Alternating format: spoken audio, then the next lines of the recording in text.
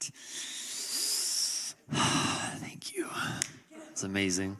Upon further review, apparently I won the first game of Hoop Deck. And so I just want to say, no, nobody thinks that. Okay, thank you, Stephen. So there are some people in the room tonight who you care a lot about what a lot of people think.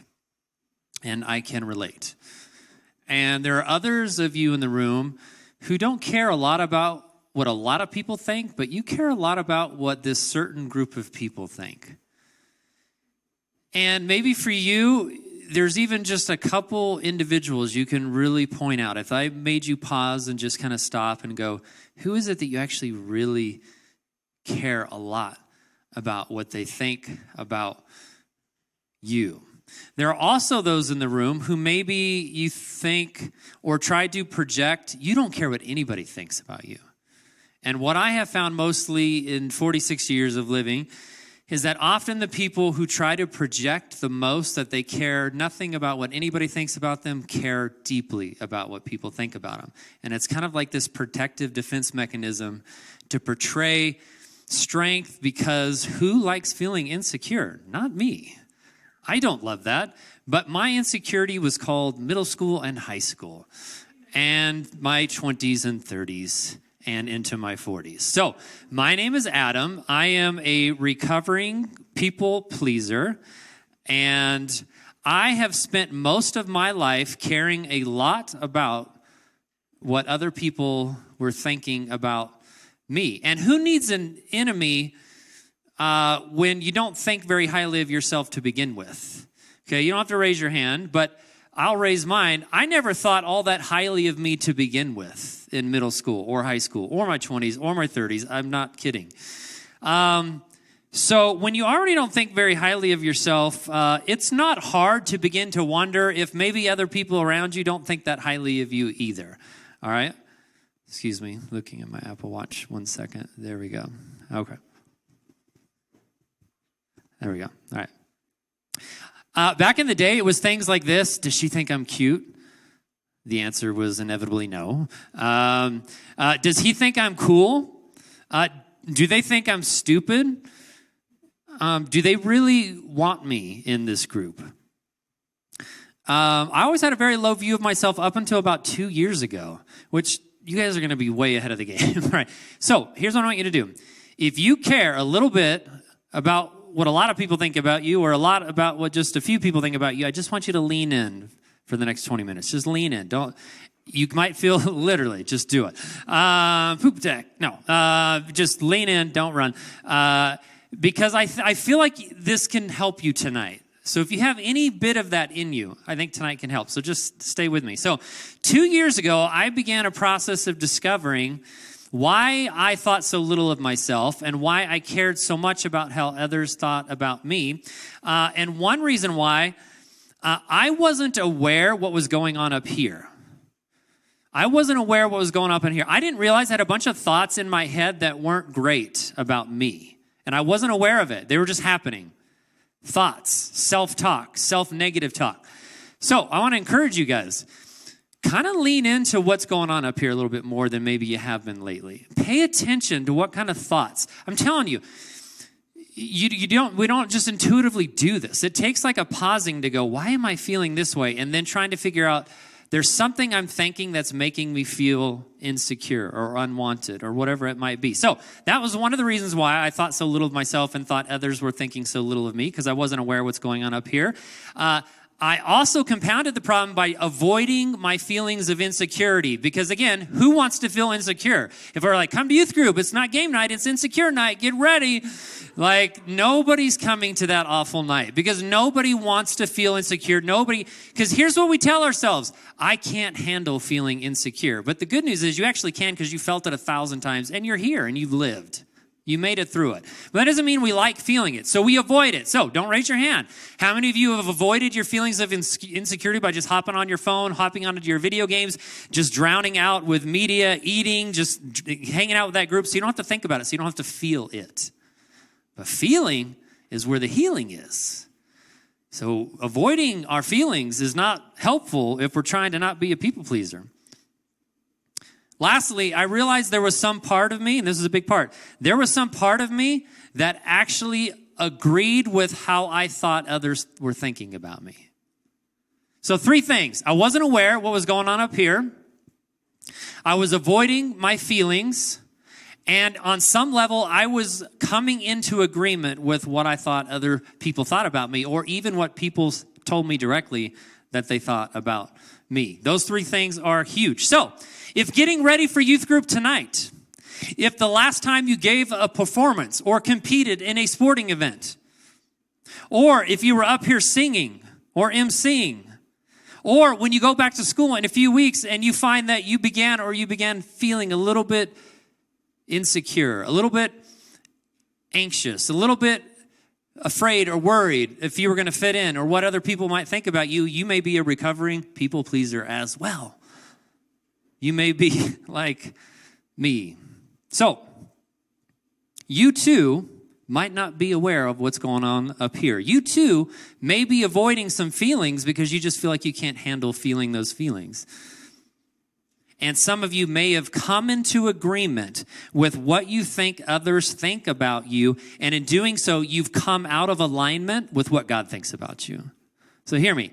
You have come into some sort of agreement about how you think others think about you. And in doing so, you have come out of alignment with how God thinks about you. And not all of you drive, but in my car, if the alignment's out, your car kind of yanks to the left or yanks to the right. It doesn't want to do anything. It doesn't want to stay straight where it's supposed to be on the path that it's supposed to be on.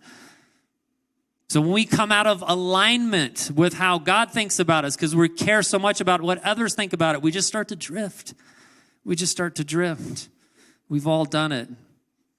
So this series is Alter Ego. This is the last part of it. And this whole series is about becoming who God says we are. And he has a lot to say about who you are and who I am because he created us. Now, God says a lot about who you are, and I don't always believe it to be true because I'm not always feeling it. There's a verse that says in Psalms, you are fearfully and wonderfully made. Do you know how often I feel fearfully and wonderfully made? I don't feel it a lot. But yet God seems to feel that way about me. But I'm out of alignment with how God thinks about me because I don't see myself that way. And I must know more than he. He just doesn't know enough about me. If he really knew me, he would know that's not true, right? I mean, these are the kinds of things I say to myself, my self-talk. So, there's how God sees us, and then there's how we see us. There's how God feels about us, and then there's how we feel about us. And the greater the gap that exists in our life between how God sees us and feels about us and how we see and feel about ourselves, the more we're going to lean into people pleasing. The more we're going to try to look for affirmation, look for anything. It could be a boyfriend, it could be a girlfriend, it could be that group. I just need someone to affirm in me because I'm not feeling it. And I'm out of alignment because I don't know what God thinks or feels about me. You may even try to control how others think about you.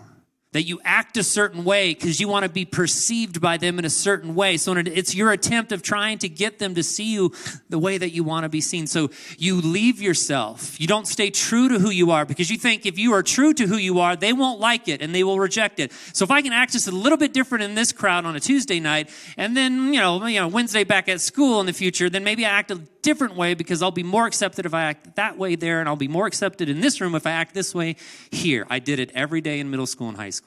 Going to youth group, and I was one way there, and I was a different way because I just felt like I had to change so I could be accepted because I did not know who God said I was. In fact, I actually knew it. I knew the verses. I just didn't believe it.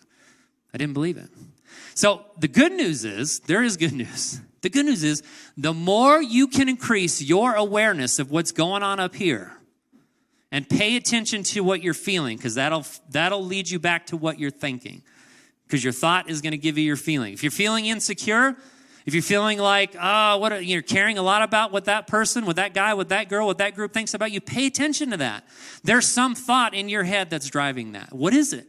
Don't ignore it. I know you want to avoid feeling insecure, so you just don't want to think about it. So I'm just going to hop on my phone. No, can you pause and realize you can handle feeling insecure? You'll be fine. You'll live. You'll make it. If you begin to increase your awareness of what's going up on here, if you can avoid avoidance, We should avoid avoidance. That's what I'm trying to learn. Avoid avoiding things. I can begin to feel and I can begin to heal. So I want to talk about what it looks like to come into agreement with how God thinks about us. I'm going to need your help. So if you have a Bible, why don't you open up to the book of Proverbs? If you open up the Bible about to the middle, you should hit a book close to the book of Psalms. And Proverbs is a little bit to the right of that. So it's Proverbs chapter 29. I'll give you a second to get there. Proverbs chapter 29. It's a book of wisdom. It's got great wisdom for us. And I'm going to have one of you read it, whoever's there. This is Proverbs 29, verse 25. Someone there? Judah, can you read that? Proverbs 29, 25. The fear of mankind is a snare, but the one who trusts in the Lord is protected. The fear of man is a snare. It's a trap. Fear of man is people-pleasing. So I thought of Admiral Akbar. It's a trap. It is a trap. It absolutely is. Fear of man, people-pleasing. It's a trap. It's a snare. It's where we get stuck emotionally. It's where we get stuck in our thoughts, and we can't get free. But whoever trusts in the Lord is kept safe. It's kept safe. The reason why we compromise, the reason why we're not comfortable in our own skin is because we don't feel safe in our own skin. We think no one's going to like us if we're in our own skin. So if I could just pretend like I'm someone else, then maybe they'll like me. But here's the thing, and here's the big aha for me that I'm learning. I haven't learned. I'm learning this. Did you know my real problem isn't with how other people think about me? That's not what leads to my people-pleasing. And the real problem isn't even what I perceive others to think about me. That's not actually the problem I'm facing. The problem I'm facing when I people-please is that there's some part of me that thinks that maybe how they think about me is true. Let me illustrate it this way. If somebody came tonight and walked up to me and said, Adam, you look so stupid with your blue hair. How might I respond to that? Just raise your hand. Someone says I'm the dumbest person they've ever seen with blue hair. How might I respond to that? I may be like, I'm going to stand over here. I'm going to put up some fingers. Can you tell me how many you see, right? We may do an eye test.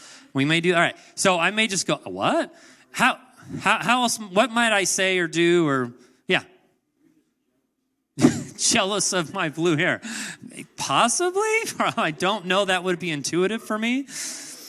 Okay, so here's the thing. If someone made fun of my blue hair, which I clearly do not have, I would probably be confused.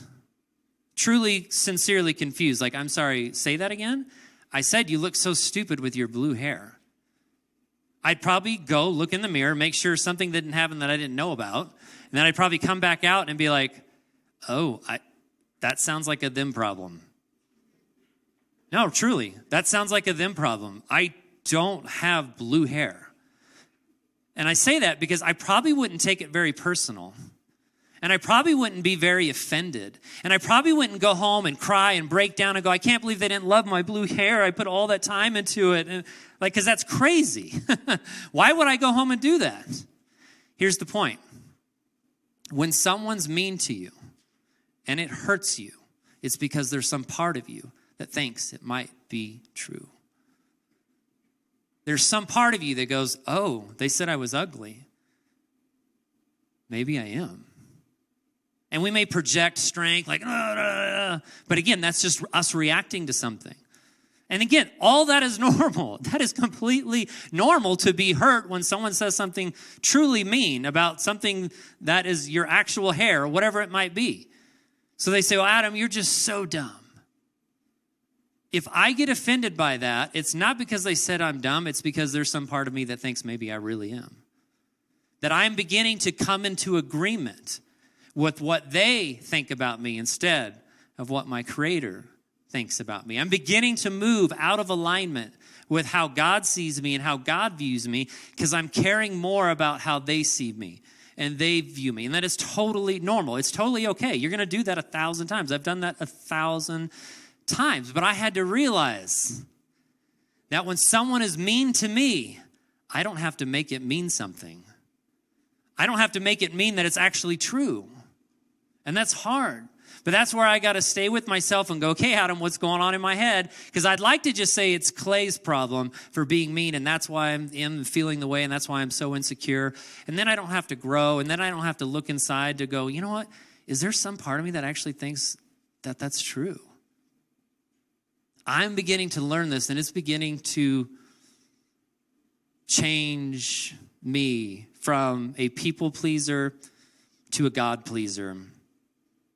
It's beginning to move me from needing to get the approval from others and going, you know what, I have it from God. So I need someone to open this one up. This is the book of Galatians. It's in the New Testament. So you're going to go Matthew, Mark, Luke, John, Acts, Romans, 1 Corinthians, 2 Corinthians, and then you're going to get to God eats popcorn. That's Galatians, Ephesians, Philippians, Colossians. That's how you memorize that. God eats popcorn. I don't know that that's true.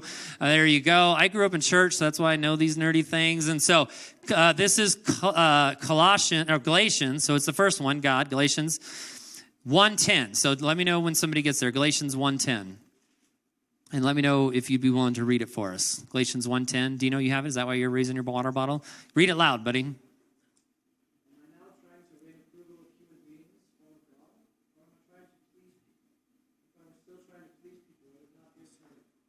That's awesome. Galatians 1:10 is going to be up on the screen. I'm not trying to win the approval of people, but of God. If pleasing people were my goal, I would not be the Christ servant. That whenever we begin to people please, we begin to realize that we have the approval of God. If you know God, if you've given your life to God, He approves of you. He loves you. He cares about you tremendously. I just often care more about what other people think about me than He who made me. And that is a very human thing to do. So if that's you, that is completely normal. But it is a trap.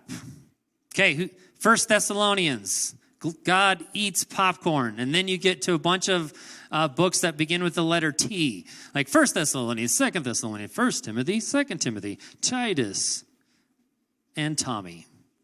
No, Tommy is not a book in there. 1 Thessalonians, who's got that for me? 2:4. 1 Thessalonians 2:4. Who has that? Be bold, be brave. You have it? Nope. Who's got it? Okay, Connor, you got it?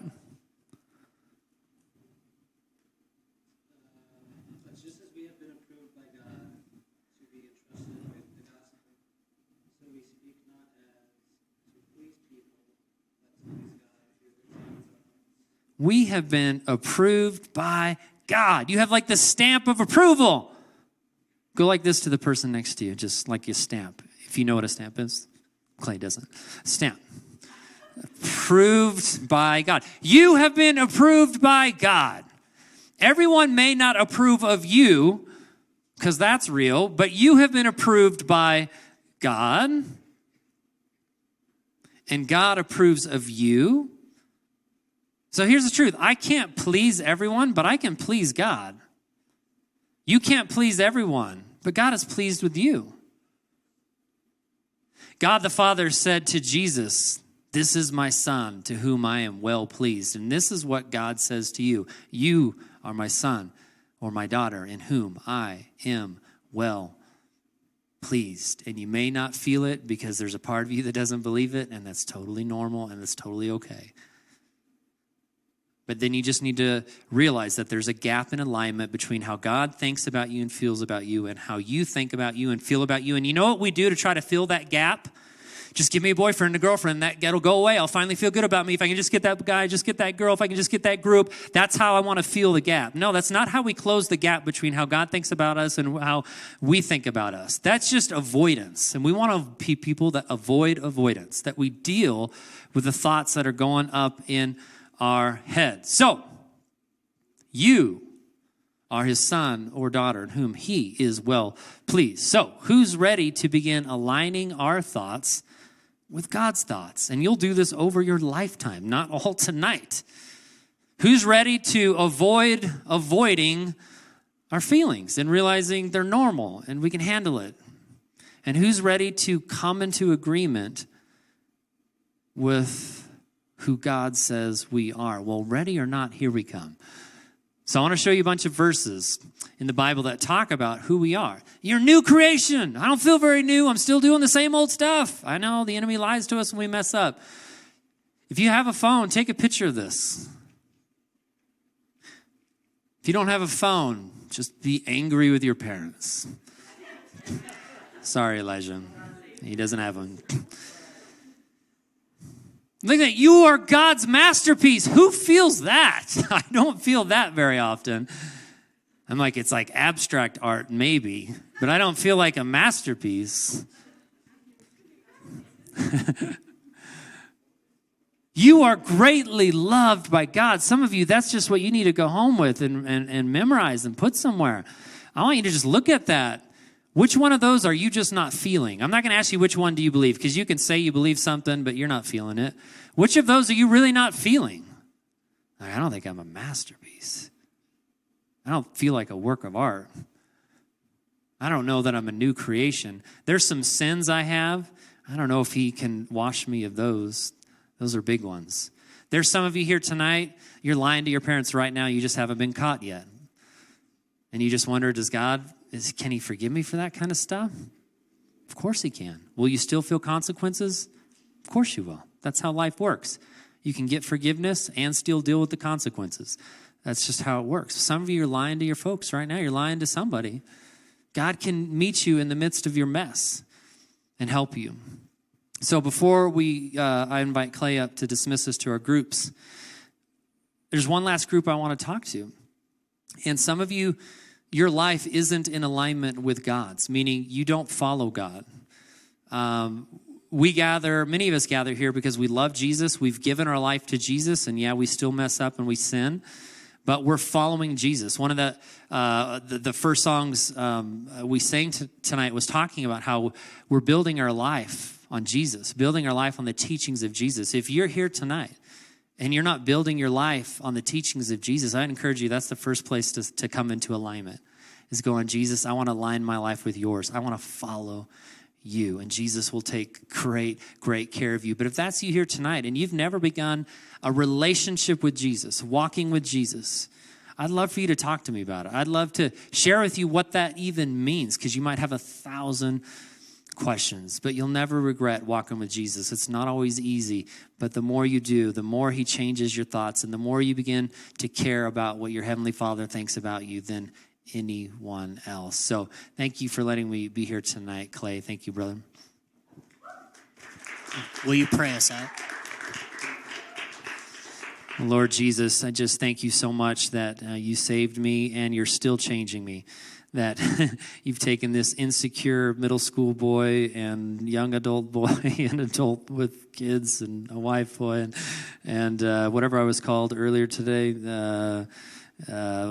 by Clay, small child. Yes, and you're helping me to see who I really am through your eyes. Do that for everybody here. Give us new ways to think, new ways to see, and help us to come into alignment with how you see us more than anybody else. In Jesus' name, amen.